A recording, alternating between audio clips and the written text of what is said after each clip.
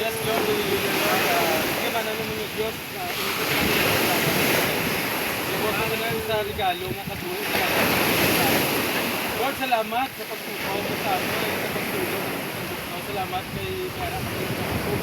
Gani, alaw, hindi mo maglamat sa Lord, hindi mo maglamat sa Lord. Isa kami, Lord, sa Lord, to fellowship one another. Courage, strength, pinagtatagsa ka mga bigat ko na Sino, talikdan man namon ang mga bigat ko sa madali.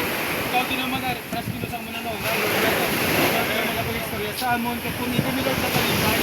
Hindi nga oras pinapakayo namon inig mo para sa mga Kristo Jesus. In Jesus name. Amen. Amen. Praise God.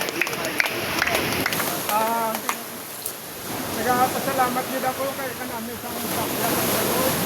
Na intigaan nila sa mga tao na stay on sa pag-pray. Encourage one another. Sa community na tumasila na tulong sa Diyos na pagbabasahan. So, bakit ito tulong sa mga bata?